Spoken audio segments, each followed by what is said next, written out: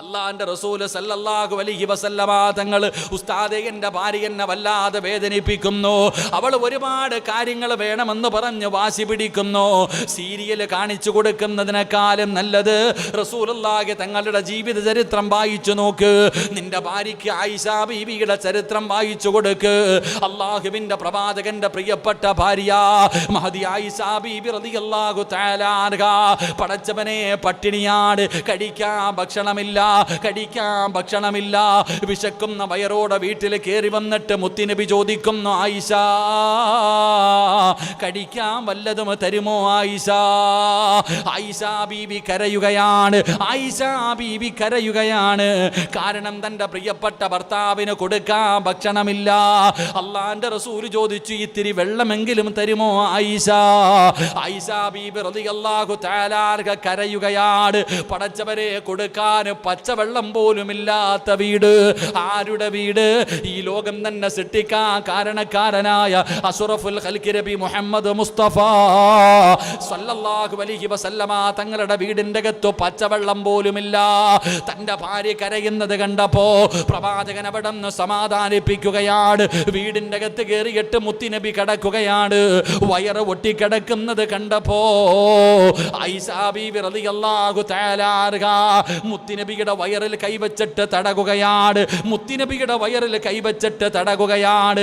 അള്ളാഹുവിന്റെ പ്രവാചകന്റെ വയറ്റത്ത് കൈവച്ചിട്ട് തടകുമ്പോ അവിടെ നിന്ന് കണ്ണുനീരിങ്ങനെ ഒഴുകുകയാണ്.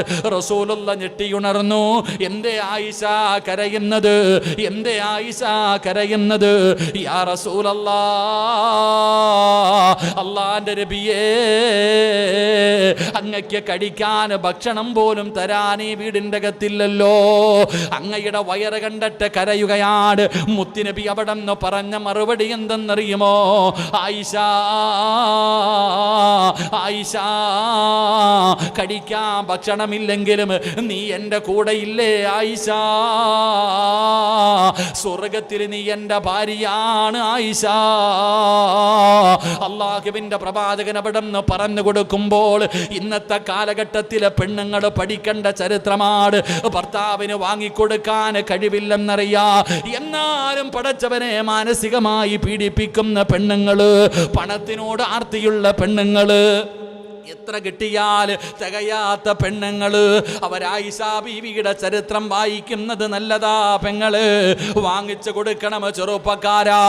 അങ്ങനെയുള്ള മഹാനായ നബി മുഹമ്മദ് മുസ്തഫ സല്ലല്ലാഹു അലൈഹി വസല്ലമ തങ്ങളുടെ കൂടെ ജീവിച്ചിരുന്ന ആയിഷ ബീവി റളിയല്ലാഹു തആല അൻഹ, ആയിഷ ബീവി പറയുന്നുണ്ട്, ഒരു പെണ്ണിനും കിട്ടാത്ത 9 മഹത്വം അല്ലാഹു എനിക്ക് നൽകിയിട്ടുണ്ട്. ലോകത്ത് ഒരു പെണ്ണിനും കിട്ടാത്ത 9 ഭാഗ്യമാണ് അല്ലാഹു എനിക്ക് നൽകിയത്. ആയിഷ ബീവി റളിയല്ലാഹു തആല അൻഹ അവിടെ നിന്ന് എണ്ണി എണ്ണി പറയുന്നു എന്ന് ചരിത്രം പറയുമ്പോ ആയിഷ ബീവിയുടെ ചരിത്രം നിങ്ങൾ വായിച്ചു നോക്ക്. ആയിഷ ബീവിയെ പോലെ മഹത്വം കിട്ടിയ ഏത് പെണ്ണാണുള്ളത്? അവിടെ നിന്ന് മഹദി പറയുകയാണ്, നമ്മൾ ഓരോരുത്തരും ചിന്തിച്ചു നോക്ക്, നമ്മുടെ ഭാര്യമാർക്ക് പണത്തിനോട് വല്ലാത്ത ആർത്തിയ. അള്ളാഹു ആർത്തി കുറച്ചു കൊടുക്കുമാറാകട്ടെ. എത്ര കിട്ടിയാലും തികയില്ല സഹോദരങ്ങളെ. എങ്കിൽ മഹാനായ നബി മുഹമ്മദ് മുസ്തഫ സല്ലല്ലാഹു അലൈഹി വസല്ലമ തങ്ങൾ വീട്ടിൽ കയറിപ്പോയിട്ട് ചോദിച്ചു, ആയിഷ കഴിക്കാൻ വല്ലതും ഉണ്ടോ? ഒന്നുമില്ല നബിയെ. കുടിക്കാൻ ഇത്തിരി വെള്ളം? അതുമില്ല നബിയെ. അതുമില്ല നബിയെ. എൻ്റെ പ്രിയപ്പെട്ട സഹോദരങ്ങളെ, പ്രവാചകൻ്റെ ജീവിതം അതായിരുന്നു. എന്നാ പരാതിയുണ്ടോ ആയിഷ ബീവിക്ക്? ഒരു പരാതിയുമില്ല, ഒരു പരാതിയുമില്ല. ആയിഷ ബീവി അത്ഭുതത്തോടു കൂടി പറയുന്നു, ഒരിക്കൽ നോക്കുമ്പോൾ തൻ്റെ ഭർത്താവ് സുജൂദിൽ കിടന്ന് കരയുകയാ. പാതിരാത്രിയിൽ സുജൂദിൽ കിടന്നിട്ട് അള്ളാഹുവിൻ്റെ പ്രവാചകൻ സല്ലല്ലാഹു അലൈഹി വസല്ലമ തങ്ങൾ കരഞ്ഞുകൊണ്ട് ദുആ ചെയ്യുകയാ. ആയിഷ ബീവിക്ക് അത്ഭുതമായി, എന്തേ പടച്ചവനെ ഇങ്ങനെ ദുആ ചെയ്യണേ? മുത്തുനബി സല്ലല്ലാഹു അലൈഹി വസല്ലമ തങ്ങൾ എന്തുവാണ് ഈ രാത്രി കിടന്ന് കരഞ്ഞുകൊണ്ട് ദുആ ചെയ്യണേ? ചെന്ന് നോക്കിയപ്പോൾ ദുആ ചെയ്യുകയാ, അല്ലാഹുമ്മ അഹീനി മിസ്കീന വ അമിത്നി മിസ്കീന. അള്ളാഹുവെ പടച്ചവനെ, നീ എന്നെ പാവപ്പെട്ടവരിൽ ഉൾപ്പെടുത്തണേ പടച്ചവനെ. പാവപ്പെട്ടവനായി ജീവിച്ച് പടച്ചവനെ പാവപ്പെട്ടവനെ പോലെ മരണപ്പെട്ട് നാളെ പാവപ്പെട്ടവരുടെ കൂടെ തന്നെ എന്നെ നീ പരലോകത്ത് ഒരുമിച്ച് കൂട്ടണേ എന്ന് ആദരവായ പ്രവാചകൻ നബി മുഹമ്മദ് മുസ്തഫ. എൻ്റെ സഹോദരങ്ങളെ ചിന്തിച്ചു നോക്ക്, മുത്തുനബിയുടെ ജീവിതം അങ്ങനെയായിരുന്നു. നമുക്കില്ലാതെ പോയതും ഉള്ളത് കൊണ്ട് തൃപ്തിപ്പെടാൻ കഴിയുന്നില്ല. നമ്മുടെ ജീവിതത്തിൽ ഇല്ലാതെ പോയ ഒരു കാര്യം, ഒറ്റ ഒരു ഉദാഹരണം ചോദിക്കട്ടെ. ഒറ്റ ഒരു ഉദാഹരണം എൻ്റെ പ്രിയപ്പെട്ടവരെ, നമ്മളിൽ പലർക്കും സ്വന്തമായിട്ട് 1 സെൻറ്റ് ഭൂമിയില്ലാത്തവരുണ്ട്, ഒരു വീടില്ലാത്തവരുണ്ട്. അള്ളാഹു നമുക്ക് ഭവനങ്ങൾ നൽകി അനുഗ്രഹിക്കുമാറാകട്ടെ. എന്നാൽ നിങ്ങൾ ചിന്തിക്ക്, എങ്ങനെയെങ്കിലും കുറച്ച് പൈസ സംഘടിപ്പിച്ച് നമ്മളൊന്ന് തറയിടും. അത് കഴിഞ്ഞ് പിന്നെ എങ്ങനെയെങ്കിലും കയ്യിൽ പൈസ ഉണ്ടാകുമ്പോൾ സ്വർണമെല്ലാം കൂടെ വിറ്റുപറക്കി എങ്ങനെയെങ്കിലും ആ വീട് വാർക്കുന്നത് വരെ കൊണ്ടെത്തിക്കും. അത് കഴിയുമ്പോൾ പൈസയില്ല. ഭാര്യ പറയും, ഇക്കാ പൈസയില്ലെങ്കിൽ പലിശയ്ക്കെടുക്കാൻ, അല്ലെങ്കിൽ ലോൺ എടുക്കാൻ. എന്നാൽ ചിന്തിച്ച് നോക്കൂ, പടച്ചവനെ, ഒന്നുമില്ലാത്ത എനിക്ക് അള്ളാഹു വസ്തു തന്നു, ജാഗ തന്നു, അതിനകത്ത് അള്ളാഹു മഴ നനയാതെ കിടക്കാനുള്ളൊരു വീട് തന്നു. കുറച്ച് ക്ഷമിച്ച അതിനകത്ത് കയറി താമസിക്കാനുള്ള അവസരം കൂടെ അള്ളാഹു തരുമല്ലോ. നമ്മളതല്ല, ആ സമയത്ത് പോയി ലോൺ എടുക്കും, പലിശയ്ക്കെടുക്കും, സ്വർണം കൊണ്ട് പണയം വെച്ചിട്ട് ആ പലിശയുടെ പൈസ കൊണ്ട് വീട് കെട്ടും. പിന്നെങ്ങനെ ആ വീടിൻ്റെ അകത്ത് സമാധാനം കിട്ടാൻ? അള്ളാഹു നമ്മളെ കാത്തിരക്ഷിക്കുമാറാകട്ടെ. എൻ്റെ പ്രിയപ്പെട്ട സഹോദരങ്ങളെ, ഒരിക്കലും ഹറാമിൽ പോയി ചാടരുത്. ഭാര്യ പറഞ്ഞാൽ കേൾക്കരുത്. ഭാര്യ പറഞ്ഞാൽ ഇനി ഭർത്താവ് പറഞ്ഞാൽ ഭാര്യയും കേൾക്കരുത്. ഹറാമായ പൈസ കൊണ്ടൊരു വീട് കെട്ടിയിട്ട് ആ വീടിൻ്റെ അകത്ത് കയറി നിസ്കരിച്ചാൽ ശരിയാവുമോ? അള്ളാഹു നമുക്ക് ഈമാൻ തരുമാറാകട്ടെ. നെഞ്ചത്ത് കൈവച്ചിട്ട് പറ, ലോൺ എടുത്ത് വീട് വെച്ചു, അല്ലെങ്കിൽ പലിശക്കെടുത്ത് വീട് വെച്ചു. ആ വീടിൻ്റെ അകത്ത് നിസ്കരിച്ചാൽ മനസമാധാനം കിട്ടുമോ? നമുക്ക് പറ, സമാധാനം കിട്ടുമോ? നിങ്ങൾക്ക് പറയാൻ മടിയുണ്ടോ? ഈ മക്കാമിൻ്റെ മുന്നിലിരുന്ന് പറ, അതിനകത്ത് കയറി 2 റക്അത്ത് സമാധാനത്തോടെ നിസ്കരിക്കാൻ കഴിയുമോ? അള്ളാഹു നമ്മളെ കാത്തിരക്ഷിക്കുമാറാകട്ടെ. എൻ്റെ പ്രിയപ്പെട്ടവരെ, റബ്ബിനോട് ദുആ ചെയ്, അള്ളാഹുവിനോട് ദുആ ചെയ്. ഇവിടെ നിങ്ങളുടെ കയറി വരുമ്പോൾ ഒരു സഹോദരൻ എന്നോട് പറഞ്ഞു, ഉസ്താദെ, സ്വന്തമായിട്ടൊരു വീടില്ല, വലിയ കടമ ഉസ്താദെ, ദുആ ചെയ്യണം, സ്വന്തമായിട്ടൊരു വീട് അള്ളാഹു നൽകി അനുഗ്രഹിക്കുമാറാകട്ടെ. അള്ളാഹുവെ, ഈ സദസ്സിലിരിക്കുന്ന ആർക്കെല്ലാം സ്വന്തമായിട്ടൊരു വീടില്ലയോ റബ്ബെ, എല്ലാവർക്കും അള്ളാഹുവെ നീ ഭവനം നൽകി അനുഗ്രഹിക്കണേ തമ്പുരാൻ. ഒരു സ്വന്തമായിട്ടൊരു ഭവനം നൽകണേ തമ്പുരാനെ. എൻ്റെ പ്രിയപ്പെട്ട സഹോദരങ്ങളെ, വീട് അള്ളാഹു തരുന്ന ഒരു അനുഗ്രഹമാണ്. വീട് പണിയുമ്പോൾ ചില കാര്യങ്ങൾ പ്രത്യേകമായിട്ട് ശ്രദ്ധിക്കണം, ഇല്ലെങ്കിൽ പിന്നെ പറഞ്ഞിട്ട് കാര്യമില്ല. അള്ളാഹു ഈമാൻ തരുമാറാകട്ടെ. പക്ഷേ ഇന്ന് വീട് പണിയുമ്പോൾ പലരും ശ്രദ്ധിക്കാത്ത ചില കാര്യങ്ങളുണ്ട്. വീട് പണിയുമ്പോൾ എല്ലാവരും കന്നിമൂലയാണ് നോക്കുന്നത്. വീട് പണിയുമ്പോൾ എല്ലാവരും ആദ്യം നോക്കുന്നത് എന്താ? ഉസ്താദ്, നമ്മളോട് പലരും ചോദിക്കാറുണ്ട്, ഉസ്താദെ, കന്നിമൂലയ്ക്ക് വല്ല കുഴപ്പമുണ്ടോയെന്ന്. സത്യം പറഞ്ഞാൽ കന്നിമൂല ഏതാന്ന് പോലും എനിക്കറിയത്തില്ല. അള്ളാഹു ഈമാൻ തരുമാറാകട്ടെ. എൻ്റെ പ്രിയപ്പെട്ട സഹോദരങ്ങളെ, ഇസ്ലാമിക നിയമം അനുസരിച്ച് വീട് പണിയുമ്പോൾ 2 കാര്യം നിർബന്ധമായിട്ട് നോക്കണം. കന്നിമൂലയല്ല നോക്കേണ്ടത്. ഉസ്താദ്മാരോട് ചോദിച്ചാൽ മതി, തങ്ങന്മാരോടൊക്കെ ചോദിച്ചാൽ മതി. വീട് പണിയുമ്പോൾ നിർബന്ധമായിട്ടും നോക്കേണ്ട 2 കാര്യങ്ങളുണ്ട്. അള്ളാഹു പഠിക്കാൻ ഭാഗ്യം തരുമാറാകട്ടെ. പറഞ്ഞുതരട്ടെ? വേണോ? വേണ്ട. സ്വന്തമായിട്ട് വീടുള്ളവർക്ക് ഇന്ന് വീട്ടിൽ പോകുമ്പോൾ ചിലപ്പോൾ ഉറക്കം വരത്തില്ല.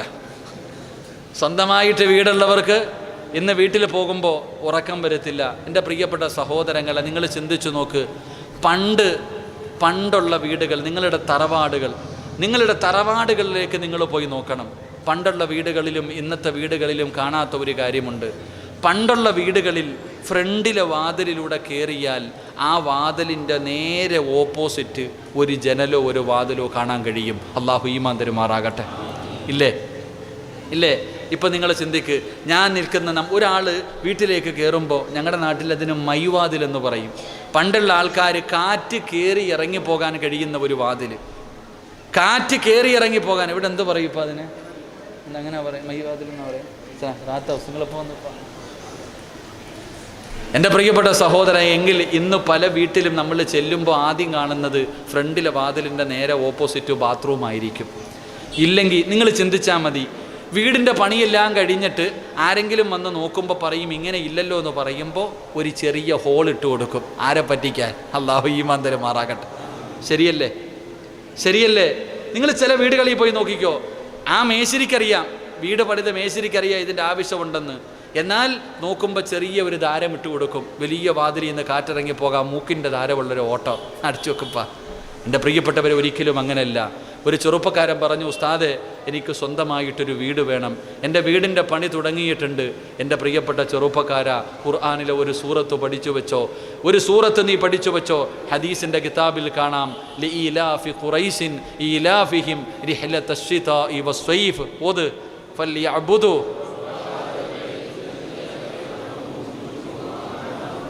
ഈ സൂറത്ത് എല്ലാവർക്കും അറിയാം.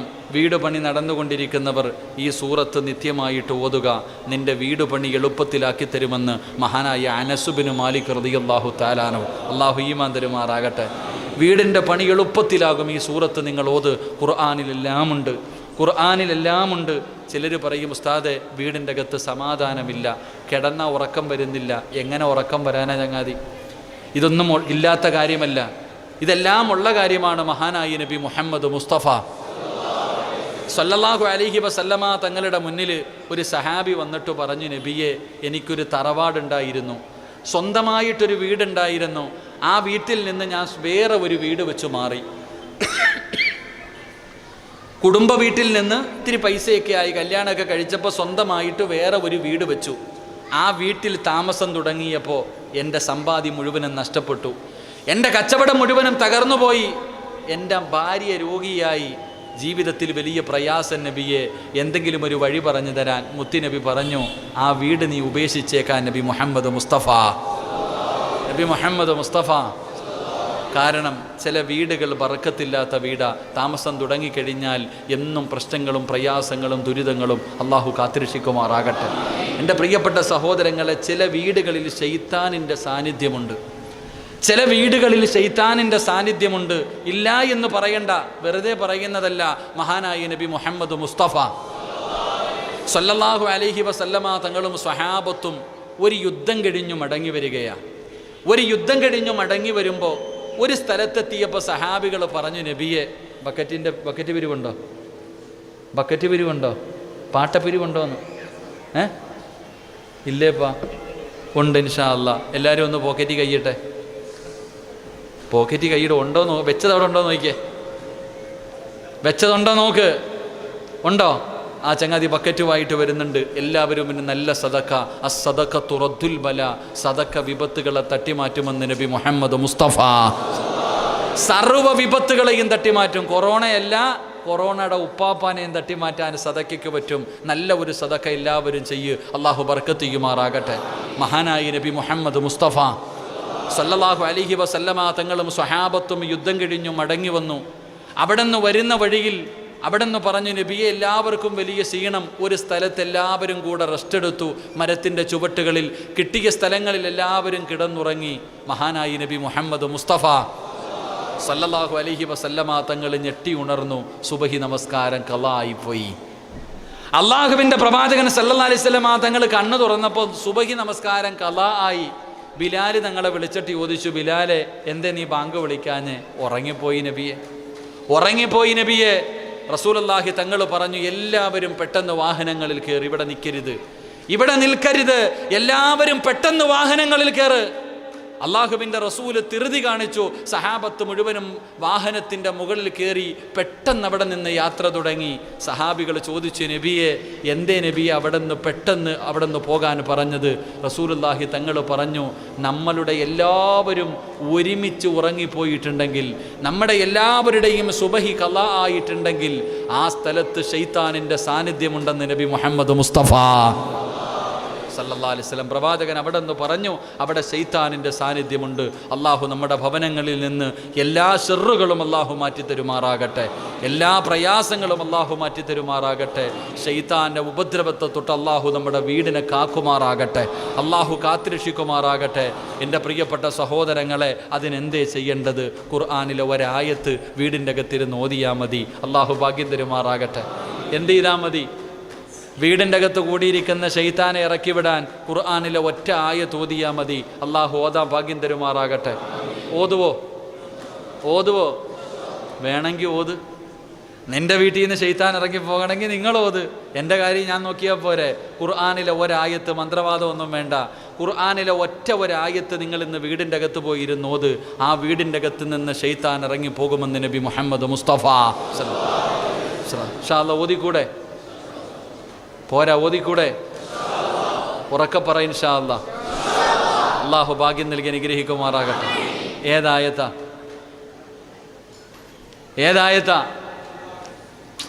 പറ ചങ്ങായി, കുറേ കാലമായില്ലേ? ബംബ്രാണക്കാരൊക്കെ ഉണ്ടല്ലോ ഇല്ലേ? അൽഹംദുലില്ലാ. അള്ളാഹു നമ്മുടെ പ്രിയ സുഹൃത്താണ്, അദ്ദേഹത്തിൻ്റെ ഉമ്മ മരണപ്പെട്ടു പോയി. അള്ളാഹു മണ്ണറ മണിയറയാക്കി കൊടുക്കുമാറാകട്ടെ, ഖബർ വിശാലമാക്കി കൊടുക്കുമാറാകട്ടെ. നിങ്ങളുടെ ചങ്ങാതി വന്നില്ലേ? അതിലുണ്ടില്ല. അൽഹംദുലില്ലാ. അള്ളാഹു അദ്ദേഹത്തിന് മാഫിയത്തും ദീർഘായുസ്സും നൽകി അനുഗ്രഹിക്കുമാറാകട്ടെ. ഇങ്ങോട്ട് നോക്ക്, ഞാൻ നിർത്തുകയാ. മഹാനായി നബി മുഹമ്മദ് മുസ്തഫ സല്ലല്ലാഹു അലൈഹി വസല്ലമ തങ്ങൾ പറഞ്ഞു, ശൈത്താൻ്റെ ഷെറിൽ നിന്ന് രക്ഷപ്പെടാനുള്ള ഖുർആനിലെ ഒരായത്ത് അള്ളാഹു പഠിക്കാൻ ഭാഗ്യം നൽകുമാറാകട്ടെ. ഇതാരാ പറഞ്ഞു കൊടുത്തതെന്നറിയോ?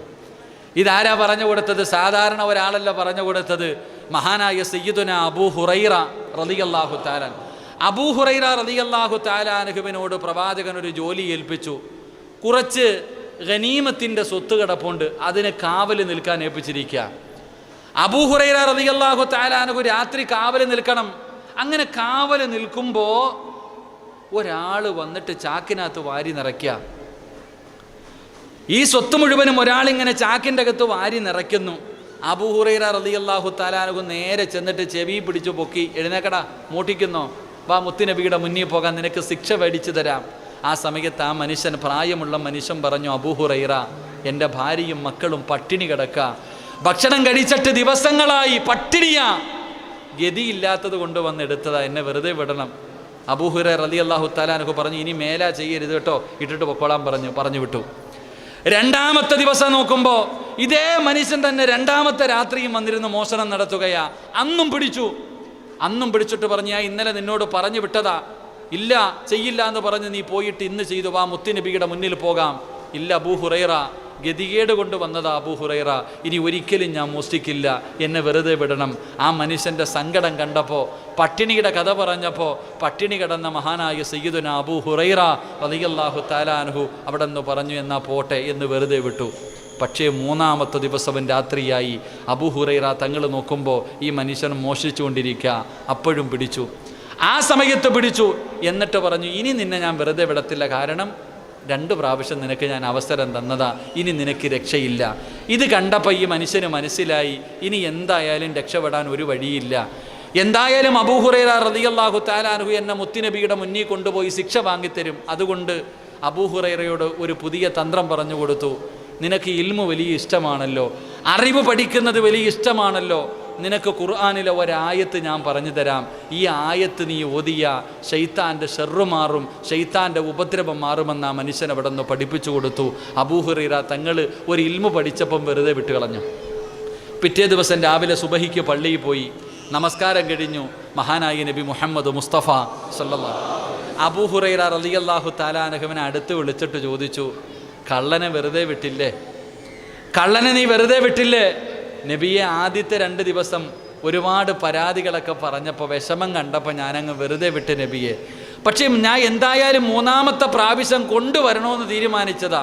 പക്ഷേ എനിക്കൊരു ഇൽമു പഠിപ്പിച്ചു തന്നു, അതുകൊണ്ട് വെറുതെ വിട്ടതാ. എന്താണ് ഇൽമ്? ഖുർആനിലെ ഒരായത്ത് പഠിപ്പിച്ചു തന്നു.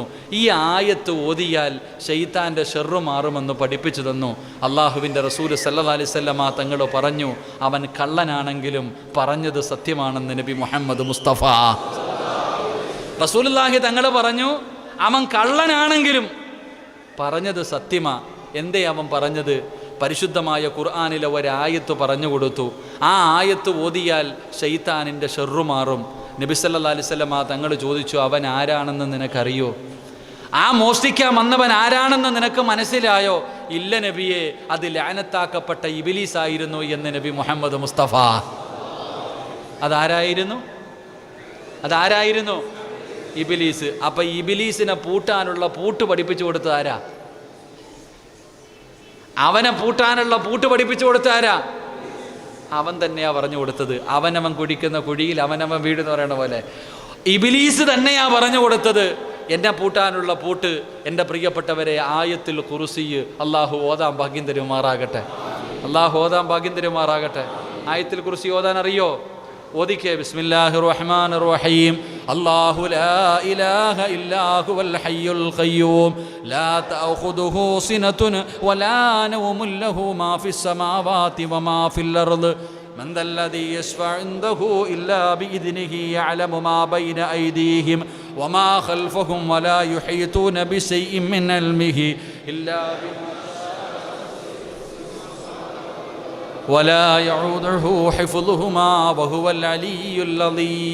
അള്ളാഹു പഠിക്കാൻ ഭാഗ്യം തരുമാറാകട്ടെ. അപ്പം ഈ ആയത്തോതിയ ആര് പോകും? ഉറക്കപ്പറ. ഇന്നിറക്കി വിടുവോ വീട്ടിൽ നിന്ന്? അയ്യ ഇല്ലേ ഉസ്താദേ, ഞങ്ങൾ തമ്മിൽ അങ്ങനെ ഒരു ബന്ധമായി, എങ്ങനെ ഇറക്കി വിടാനായില്ലേ? ഞങ്ങൾ തമ്മിൽ അത്രയ്ക്കും കൂടപ്പുറപ്പുകളായി. ഇബിലീസിനെ വീട്ടിൽ നിന്ന് ഇറക്കി വിടാൻ പറ്റുമോ? ഇബിലീസിനെ വീട്ടിൽ നിന്നല്ല, ആദ്യം നമ്മുടെ ശരീരത്തിൽ നിന്ന് ഇറക്കി വിട്. അള്ളാഹു കാത്തുരക്ഷിക്കുമാറാകട്ടെ. സൂറത്ത്, അപ്പോൾ അള്ളാഹുവിൻ്റെ പരിശുദ്ധമായ ഖുർആനിലെ സൂറത്ത് ബഖറയിലെ ഏറ്റവും അവസാനത്തെ ആയത്താണ് ആയത്തുൽ ഖുർസി. അള്ളാഹു പഠിക്കാൻ ഭാഗ്യം നൽകുമാറാകട്ടെ. ആ ആയത്തുൽ ഖുർസി എന്ന് പറയുന്ന ഈ ആയത്ത് വീടിൻ്റെ അകത്ത് പോയിരുന്ന് ഓതിയാൽ അവിടെ നിന്ന് ശൈത്താനും മക്കളും ഇറങ്ങി ഓടും. ശൈത്താൻ തന്നെ വിളിച്ചു പറയും, മക്കളെ ഇനി ഇവിടെ താമസിക്കാൻ പറ്റൂല. ശൈത്താൻ തന്നെ മക്കളോട് പറയും, ഇന്നലെ വരെ വാടക കൊടുക്കാതെ സുഖിച്ച് ജീവിക്കാമായിരുന്നു, ഇനി പറ്റൂല, വേറെ വീട് നോക്കാം, ഇവിടെ നല്ല ആൾക്കാർ വന്നു. അള്ളാഹു നമ്മളെ കാത്തുരക്ഷിക്കുമാറാകട്ടെ. അപ്പോൾ ഇൻഷാ അല്ലാഹ് ഓതിക്കൂടെ? സ്വർഗത്തിൽ പോകണമെന്ന് ആഗ്രഹമുള്ളവരൊക്കെ ഒന്ന് കൈപൊക്കിക്കേ. അതിനും മടിയാണോ? ഒന്ന് കൈപൊക്ക ചങ്ങാതി. കാരണം സ്വർഗത്തിൽ പോകാൻ വേറെ അമലൊന്നും വേണ്ട. സ്വർഗത്തിൽ പോകാൻ വലിയ അമലൊന്നും വേണ്ട. റോഡിൽ കിടന്ന ഒരു കല്ലെടുത്ത് മാറ്റിയാൽ അള്ളാഹു സ്വർഗം കൊടുക്കുമെന്ന് നബി മുഹമ്മദ് മുസ്തഫ. ചിലപ്പോൾ ഈ കൈപൊക്കിയതിൻ്റെ പേരിലായിരിക്കും അള്ളാഹ് നമുക്ക് സ്വർഗം തരുന്നത്. വേണമെന്നുള്ളവരൊക്കെ കൈപൊക്കിക്ക്. പൈസ ഒന്നും തരണ്ട. അൽഹംദുലില്ലാ, അള്ളാഹു നമുക്ക് സ്വർഗം നൽകി അനുഗ്രഹിക്കുമാറാകട്ടെ. ഈ പറയുന്ന ആയത്തുൽ ഖുർസി എന്ന് പറയുന്ന ആയത്ത് എല്ലാ ദിവസവും 5 നേരം നിസ്കരിച്ചിട്ട് ഒറ്റ പ്രാവശ്യം ഓതിയാ മതി. അള്ളാഹു നിനക്ക് സ്വർഗം തരുമെന്ന് നബി മുഹമ്മദ് മുസ്തഫ. 5 വഖത്ത് ഫർള് നമസ്കരിച്ചിട്ട് ഏതായത്ത് ഓതണം? ആയത്തുൽ ഖുർസി ഓതിയാൽ നിന്റെയും സ്വർഗത്തിൻ്റെയും ഇടയിൽ ഒരേ ഒരു മറയേ ഉള്ളൂ. സ്വർഗത്തിൻ്റെയും ഈ ആയത്ത് ഓതുന്ന മനുഷ്യൻ്റെയും ഇടയിൽ ഒരേ ഒരു മറ. ഏതാ മറ? മരിച്ചാലേ സ്വർഗത്തിൽ പോകാൻ പറ്റൂ, ജീവിച്ചിരുന്നാൽ പറ്റൂല. അള്ളാഹു ഈമാൻ തരുമാറാകട്ടെ. സ്വർഗത്തിൽ പോകണമെങ്കിൽ എന്ത് ചെയ്യണം? ആയത്തെക്കുറിച്ച് ഓതുന്ന അവിടെ ഇരിക്കട്ടെ. എന്ത് ചെയ്യണം? മരിച്ചാലേ പോകാൻ പറ്റൂ. അല്ലാതെ പോകാൻ പറ്റുമോ? നമ്മളോട് ഏക സിവിൽ കോഡിനെ കുറിച്ച് പറയുന്നത് കരിക്കൂന്ന്. നമ്മളെ ഇവിടെ കരിച്ചാലെന്ത്, പൊരിച്ചാലെന്ത്, വറുത്താലെന്ത്, സ്വർഗത്തിൽ പോയാൽ മതി. അള്ളാഹു ഈമാൻ തരുമാറാകട്ടെ. നമ്മളോടാടാ ചങ്ങാതി എപ്പോഴും ദുആ ചെയ്യുക, അള്ളാഹുവെ മരിക്കുമ്പോൾ ഈമാനോടുകൂടി മരിപ്പിക്കണേ അല്ലാ. നമ്മൾ ദുആ ചെയ്യണതല്ലേ, അള്ളാഹ് മരിക്കുമ്പോൾ നീ ഈമാനോടുകൂടി മരിപ്പിക്കണം, ഷഹീദിൻ്റെ കൂലി കിട്ടുന്ന മരണം തരണം. നമ്മൾ മരിക്കാൻ പേടിയില്ലാത്ത നമ്മളോടാ ഇതൊക്കെ പറഞ്ഞ് പേടിപ്പിക്കാൻ നോക്കുന്നത്. അള്ളാഹു അവന്മാരുടെ പേടി മാറ്റി കൊടുക്കുമാറാകട്ടെ. ആമീൻ പറ. അള്ളാഹു അവർക്കെല്ലാവർക്കും ഹിദായത്ത് കൊടുത്ത് അനുഗ്രഹിക്കുമാറാകട്ടെ. കാരണം അവർക്കും നരേന്ദ്രമോദിക്കും ഹിദായത്ത് വേണം. അമിത്ഷാ സാറിനും അള്ളാഹു ഹിദായത്ത് കൊടുത്ത് അനുഗ്രഹിക്കുമാറാകട്ടെ. ആമീൻ പറയാൻ ഒരു മടിയില്ലേ? അതെന്താ ഇപ്പോൾ മുസ്ലിമായ എന്താ പറ്റൂലേ? അതാണ് അൽഹംദുലില്ലാ. അള്ളാഹു ഹിദായത്ത് കൊടുക്കണമെന്ന് വിചാരിച്ച് അങ്ങനെയാണല്ലോ മഹാനായ നബി മുഹമ്മദ് മുസ്തഫ സല്ലല്ലാഹു അലൈഹി വസല്ലമ തങ്ങൾ അവിടെ നിന്ന് ദുആ ചെയ്തു. സഹാബി പറയുന്നുണ്ട്, ഉമർ ഇബ്നുൽ ഖത്താബ് റളിയല്ലാഹു തആല അൻഹു വാള് എടുത്തുകൊണ്ട് 100 ഒട്ടകത്തിന് പകരം മുത്തുനബിയെ കൊല്ലാൻ വേണ്ടി ഇങ്ങനെ പോകുമ്പോഴാ സഅദ് റളിയല്ലാഹു തആല അൻഹു ചോദിച്ചു, നീ എവിടെ പോകുന്നു ഉമറെ? ഞാൻ മുഹമ്മദിൻ്റെ തലയെടുക്കാൻ പോകാം. അതെന്താ? മുഹമ്മദ് നബിയുടെ തലയെടുക്കാൻ പോയാൽ നിന്നെ വെറുതെ വിടുമെന്ന് നിനക്ക് തോന്നുന്നുണ്ടോ? അപ്പോൾ ഉമർ ഇബ്നുൽ ഖത്താബ് തങ്ങൾ സഅദ് തങ്ങളോട് ചോദിക്കുക, നീയും മുസ്ലിമായോ? എങ്കിൽ ആദ്യം നിന്റെ തല ഞാൻ വെട്ടും. അപ്പോൾ സഅദ് തങ്ങൾ ചോദിച്ചു, അത്രേ, നീ മുസ്ലിമായ ആരുടെ തലയും വെട്ടുവോ? ഞാൻ ആരുടെ തലയും വെട്ടും. എന്നാൽ ആദ്യം പോയിട്ട് സ്വന്തം പെങ്ങളുടെ തല വെട്ടാൻ.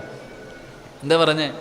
എടാ, എൻ്റെ തല വെട്ടുന്നതിന് മുമ്പ്, മുഹമ്മദ് നബി സല്ലല്ലാഹു അലൈഹി വസല്ലം തങ്ങളുടെ തല വെട്ടുന്നതിന് മുമ്പ് വീട്ടിൽ പോയിട്ട് സ്വന്തം കൂടപ്പുറപ്പിനെ നീ നേരെയാക്കി എന്നിട്ട് പോവാൻ. ഉമർ ഇബ്നുൽ ഖത്താബ് റളിയല്ലാഹു തആല അൻഹു ഊരിപ്പിടിച്ച വാളുമായി വീട്ടിൽ കയറി ചെല്ലുമ്പോൾ തൻ്റെ സഹോദരി ഫാത്തിമ, എൻ്റെ പ്രിയപ്പെട്ട സഹോദരങ്ങളെ, ഖുർആൻ പഠിച്ചുകൊണ്ടിരിക്കുക. ഉമർ ഇബ്നുൽ ഖത്താബ് റളിയല്ലാഹു തആല അൻഹുവിൻ്റെ സഹോദരിക്ക് മഹാനായ അബ്ദുല്ലാഹി ഇബ്നു അറത്ത് റളിയല്ലാഹു തആല അൻഹു ഖുർആൻ പഠിപ്പിച്ചുകൊണ്ടിരിക്കുന്നു. ത്വാഹ, അള്ളാഹിൻ്റെ വിശുദ്ധമായ ഖുർആൻ. എൻ്റെ പ്രിയപ്പെട്ട സഹോദരങ്ങളെ, നമുക്ക് ചരിത്രമറിയാം.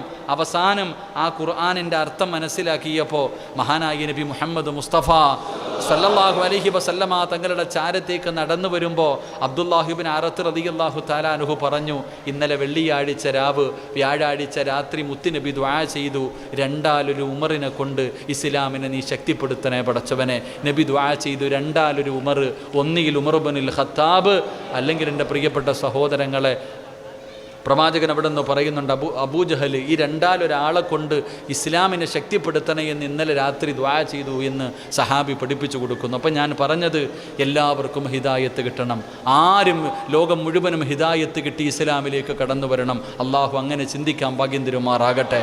അതുകൊണ്ട് എൻ്റെ പ്രിയമുള്ള സഹോദരങ്ങളെ, മഹാനായ നബി മുഹമ്മദ് മുസ്തഫ സ്വല്ലല്ലാഹു അലൈഹി വസല്ലമ തങ്ങൾ ആ പ്രവാചകൻ്റെ ദുഃഖത്തിലും സന്തോഷത്തിലും കൂടെ നിന്ന ഭാര്യയാണ് മഹദിയായ ആയിഷ ബീബി റളിയല്ലാഹു തആല അൻഹ. ആ ആയിഷ ബീബിക്ക് അള്ളാഹു കൊടുത്ത പ്രതിഫലം എന്തെന്നറിയുമോ? ആ ആയിഷ ബീബിക്ക് അള്ളാഹു കൊടുത്ത പ്രതിഫലം എന്തെന്നറിയുമോ? പ്രവാചകൻ സ്വല്ലല്ലാഹു അലൈഹി വസല്ലമ തങ്ങൾ തൻ്റെ വഫാത്തിൻ്റെ സമയം അടുത്തപ്പോൾ എല്ലാ ഭാര്യമാരെയും അടുത്തു വിളിച്ചു. എന്നിട്ട് ചോദിച്ചു, എനിക്കെല്ലാവരുടെ വീട്ടിൽ വരാൻ കഴിയുന്നില്ല, ഞാൻ ആയിഷ ബീവിയുടെ വീട്ടിൽ കടന്നുകൊള്ളട്ടെ. എല്ലാ ഭാര്യമാരും സമ്മതം കൊടുത്തു. എൻ്റെ പ്രിയപ്പെട്ടവരെ, മഹാനായ നബി മുഹമ്മദ് മുസ്തഫ സല്ലല്ലാഹു അലൈഹി വസല്ലമ തങ്ങൾ, പ്രവാചകൻ സല്ലല്ലാഹു അലൈഹി വസല്ലമ തങ്ങൾ ആയിഷ ബീവിയുടെ വീടിൻ്റെ അകത്താണ്. റബീഉൽ അവ്വൽ മാസം. എൻ്റെ പ്രിയപ്പെട്ടവരെ, 11 കഴിഞ്ഞു. ആയിഷ ബീബി റളിയല്ലാഹു തആല അൻഹയുടെ വീട്ടിൽ കിടക്കുമ്പോഴാണ് പ്രവാചകന് രോഗം വല്ലാതെ കൂടിയത്. എഴുന്നേക്കാൻ കഴിയുന്നില്ല, നടക്കാൻ കഴിയുന്നില്ല, വളരെ പ്രയാസമായി, വേദന സഹിക്കാൻ കഴിയാതെ ലോകത്തിൻ്റെ നേതാവ് അവസാനം മരണത്തോട് മല്ലടിച്ചു കൊണ്ടിരിക്കുമ്പോൾ ആയിഷ ബീബി റളിയല്ലാഹു തആല അൻഹയുടെ മടിത്തട്ടിലാണ്. ആയിഷ ബീബി റളിയല്ലാഹു തആല അൻഹ പറയുന്നു, ലോകത്തിൽ ആർക്കും കിട്ടാത്ത ഒരു ഭാഗ്യം അല്ലാഹു എനിക്ക് നൽകി. മഹാനായ നബി മുഹമ്മദ് മുസ്തഫ സല്ലല്ലാഹു അലൈഹി വസല്ലമ തങ്ങൾ വഫാത്തായത് എൻ്റെ മടിത്തട്ടിൽ കിടന്ന. അള്ളാഹുവിൻ്റെ റസൂലിൻ്റെ പ്രിയപ്പെട്ട ഭാര്യ പറയുകയാ, പ്രവാചകന് വഫാത്തായത് എൻ്റെ മടിത്തട്ടിൽ കിടന്ന. ആർക്കാ പറയാൻ കിട്ടിയ ഇങ്ങനെ? ആർക്കാ ഇതുപോലൊരു ഭാഗ്യം കിട്ടുക? എന്നിട്ട് ആയിഷ ബീബി റളിയല്ലാഹു തആല അൻഹ പറഞ്ഞു, മുത്തുനബിയുടെ തൊണ്ടയ്ക്ക് താഴെ അവസാനമായിട്ട് ഇറങ്ങിയത് എൻ്റെ ഉമ്മനീരാ.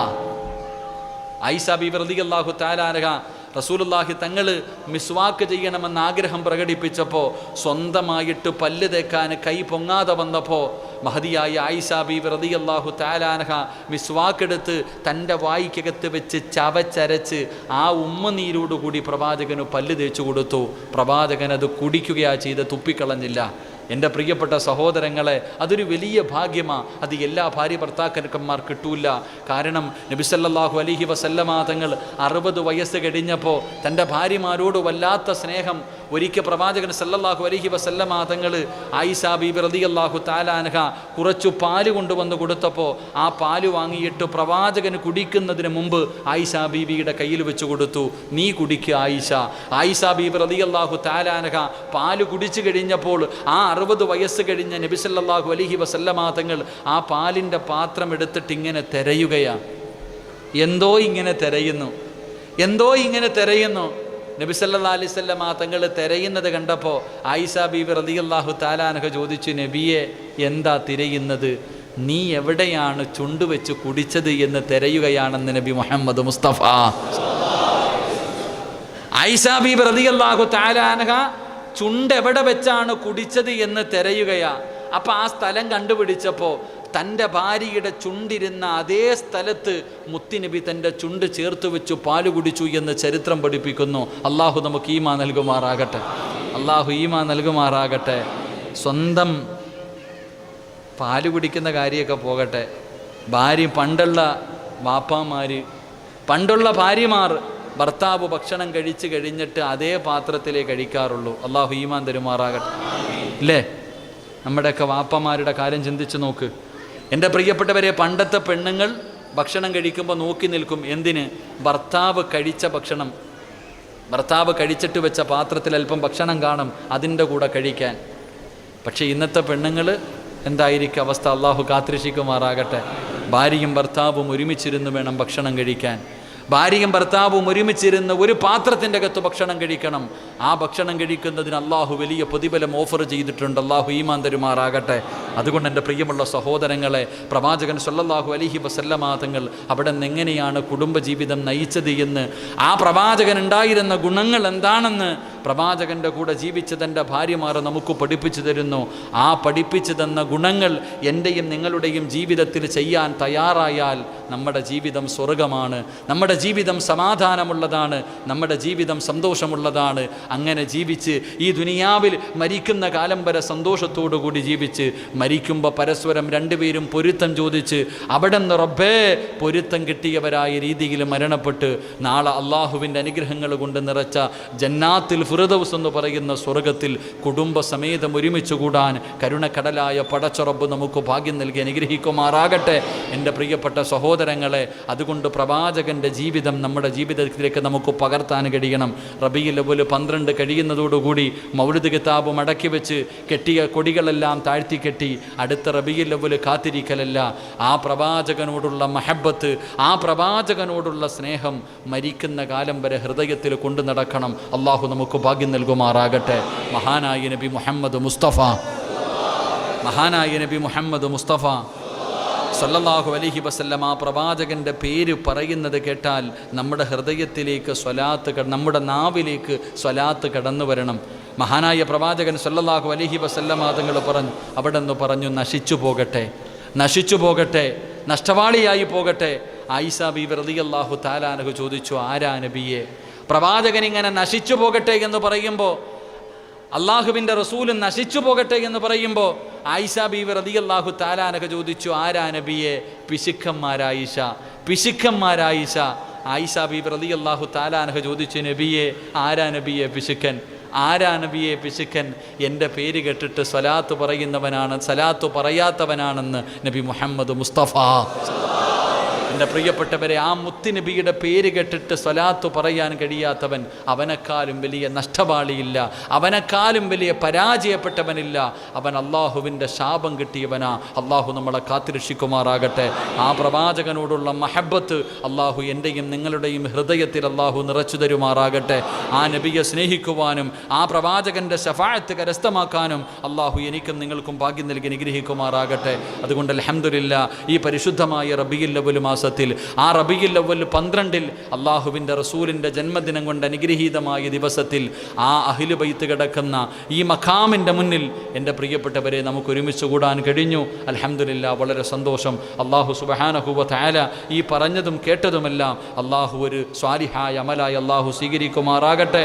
അള്ളാഹു നമ്മുടെ ദുനിയാവും ആഖിറവും അള്ളാഹു വെളിച്ചത്തിലാക്കി തരുമാറാകട്ടെ. അതുകൊണ്ട് ഇൻഷാ അല്ലാഹ് ഒരു 10 സ്വലാത്ത് പറഞ്ഞ് നമുക്ക് ദുആ ചെയ്തു പിരിയാം. അള്ളാഹു നമുക്ക് ഭാഗ്യം നൽകി അനുഗ്രഹിക്കുമാറാകട്ടെ. ഇൻഷാ അല്ലാഹ് ദുആ ചെയ്തൂടെ?